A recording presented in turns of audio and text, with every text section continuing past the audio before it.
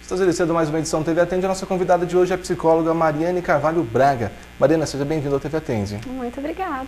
Mariana, você já esteve aqui recentemente falando sobre crianças e, devido a pedidos por e-mail, vários questionamentos de pais, volta agora num período que, para alguns pais, é preocupante, que é o início da vida escolar do seu filho.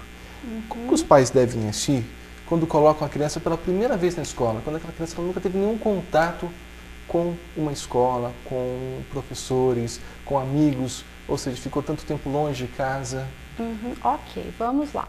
É bem pertinente essa questão, porque a gente vê uma dualidade aí. Quando a criança está entrando na escola, a inserção escolar é algo novo, uma experiência nova para ela, porque até então ela estava sob os cuidados da mãe, né, muitas vezes, ou sob os cuidados de uma avó, de uma pessoa bem próxima, não é o caso das grandes cidades que às vezes ficam com um babá, mas aqui em Andrades a gente ainda tem essa cultura da avó ajudar nos cuidados com a criança, né? Quando não é possível, vai para uma creche.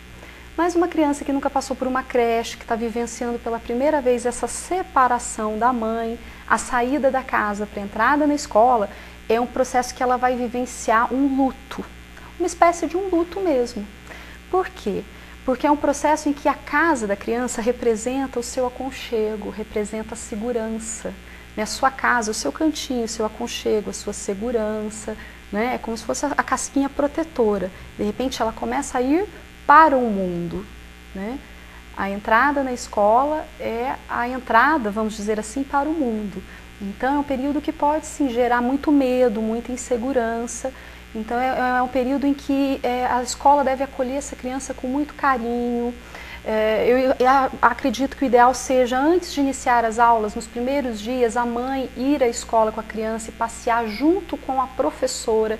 Quem vai ser a nova professora? Passear pela escola, para a criança já ir se familiarizando com o ambiente, passear pelo parquinho, conhecer as dependências do lugar, o espaço físico, e brincar um pouco ali. Nos primeiros dias até pode ir embora mais cedo, porque está no processo de adaptação, está se familiarizando com o ambiente. Então é um período assim que a escola também tem o papel de ser acolhedora, né? Com professores que têm o perfil para essa idade, né? Que é Jardim 1, Jardim 2, pré. É um período muito importante, porque a criança está, a primeira infância, nós trazemos lembranças, vivências da primeira infância que podem nos marcar para o resto da vida. Inclusive bons professores, professores afetivos, acolhedores, continentes, né? A gente leva para uma vida inteira, e eu tenho certeza que se eu perguntar para você agora, de antemão, né?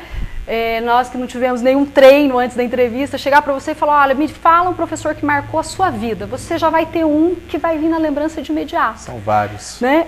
Ou vários, que podem ter marcado positivamente ou negativamente, mas tem aquele especial que você fala, poxa, aquele professor foi continente, foi acolhedor, foi afetivo, aquele professor me ajudou a enfrentar o meu medo.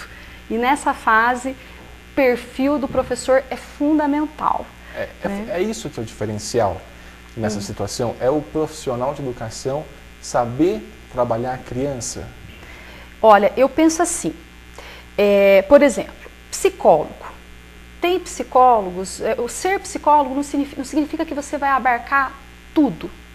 Tem psicólogos que se identificam mais, por exemplo, com a área empresarial. Gostam mais da parte de empresas, de contratação, de entrevistas, né? Tem profissionais que já gostam mais da área clínica. Eu, particularmente, eu amo a parte clínica, adoro trabalhar com crianças, sabe? Trabalho, atendo adultos também, atendo gestantes, idosos, né? Que não são muito diferentes de crianças, né? Mas, assim, a gente tem que ter o perfil. Eu, particularmente, eu não me vejo trabalhando numa empresa, no RH, fazendo recrutamento e seleção. Eu já prefiro a parte terapêutica, entrar no universo do meu paciente, entrar no universo. Quando eu estou com uma criança, eu tento entrar realmente no universo dela para poder adentrar nesse mundo e entendê-la realmente. Por que que ela está agindo de determinada forma? Eu tento entrar naquele universo, é uma viagem. Então, eu me identifico muito, eu percebo que eu tenho perfil para isso. E professores não é diferente, tem professor que tem perfil acadêmico. tem perfil para faculdade, para lidar com pesquisas, para trabalhar com pesquisa, né? Envolvidos com pesquisas, com toda essa parte, né? Burocrática. Tem professores que têm mais perfil para lidar com determinadas faixas etárias, né? Então tem aqueles que têm perfil para lidar com os pequenininhos que estão chegando, que são aqueles professores que têm muito vivo o seu lado criança. Aquele professor que ele tá com a criançada e ele faz a criança se sentir realmente à vontade. Ele vai cantar, ele tem desprendimento para cantar, gosta de cantar com a criançada, gosta de fazer brincadeira com a criançada, de fazer bagunça com a criançada, bagunça no bom sentido. É uma criança. Né? Entra no universo. Então tem aqueles que têm o perfil porque tem uma facilidade maior em adentrar no universo daquela faixa etária. Agora tem professores não, que tem mais perfil para, por exemplo, ensino médio. Tem mais perfil para ensino médio. Então eu acho que isso é muito importante. O professor que está lidando com crianças, ele se perguntar, eu gosto de lidar com essa faixa etária? Ele se perguntar, será que eu tenho realmente perfil? Porque é uma faixa etária que exige, principalmente essa inserção na escola, o acolhimento, a maternagem, né? Se sentir seguro para esse momento novo, essa vivência nova, né? Que é a adaptação a novos desafios, né? Criança deixa a mãe, começa a chorar, faz birra, joga o material longe, a mochilinha. O que fazer? Vamos lá. Eu vou dar alguns exemplos de situações semelhantes, mas cujas intervenções foram diferentes, tá? Há casos e casos. Nós somos únicos, nós não somos iguais. Já vamos começar por aí, tá? Por exemplo, você pode fazer uso de uma determinada medicação e eu tomar a mesma medicação que você, a mesma dosagem e nosso organismo reagir de forma diferente. Criança também. Nós não somos iguais. Então, o que eu vou falar aqui não é a receita pronta, porque cada caso é um caso. Mas, o que acontece?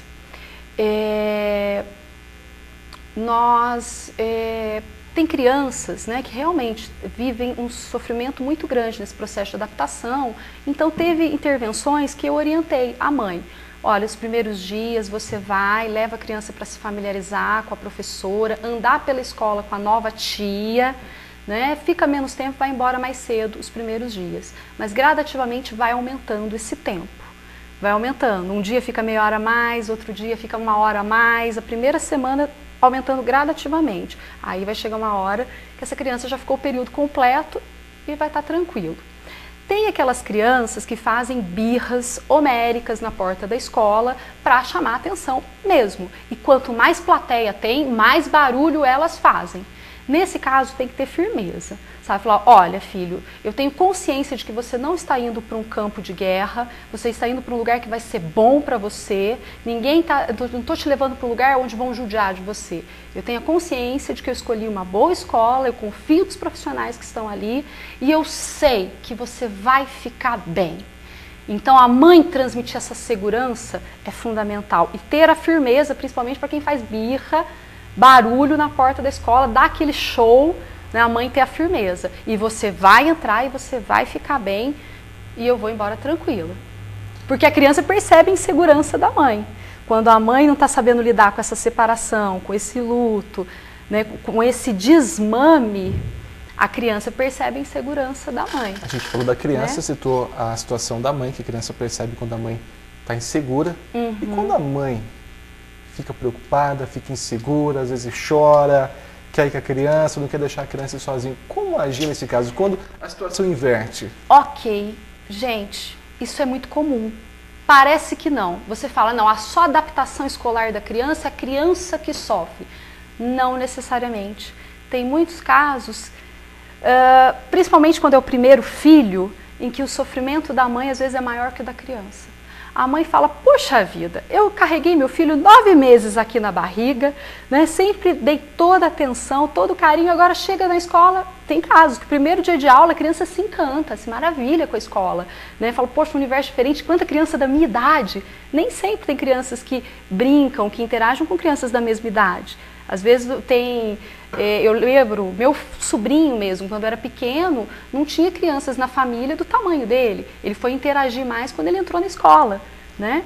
Então tem crianças que se maravilham, acontece o efeito contrário, e a gente vê a mãe em sofrimento, aquela mãe adoecendo, aquela mãe em sofrimento, né?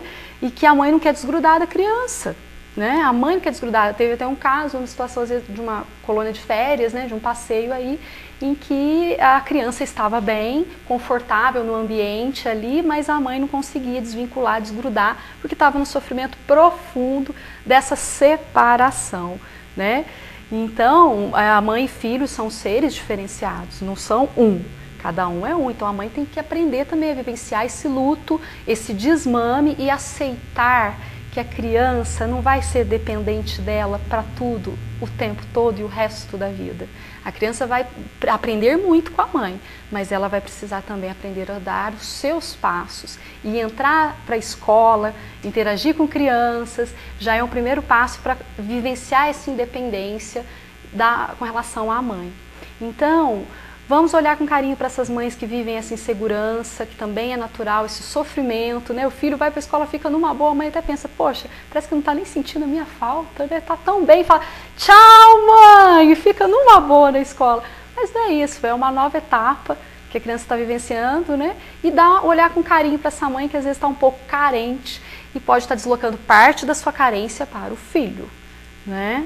Mariane, outro fator importante nesse momento, a saúde da criança pode afetar esse comportamento dele nesse momento, o seu emocional, nesse início de ano letivo, nesse contato com a escola, com outra realidade? Olha, não só no início do ano letivo, tá? De um modo geral, corpo e mente não estão separados, caminham juntos. Corpo e mente tá junto, certo? Então, o que acontece? É normal que às vezes quando a pessoa está emocionalmente fragilizada ou muito estressada, que ela adoeça, porque corpo e mente nós já sabemos que caminham juntos.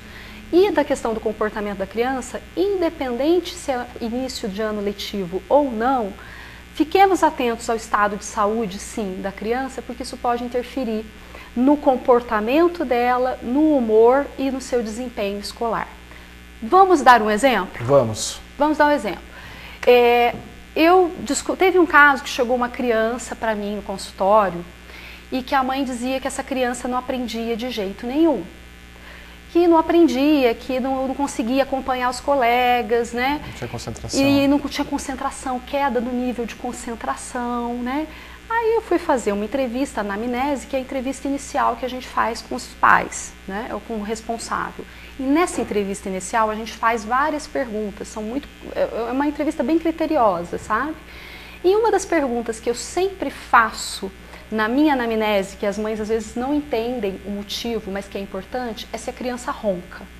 Aí você vai falar, Mariane, o que ronco tem a ver com comportamento de criança? Tem muito a ver.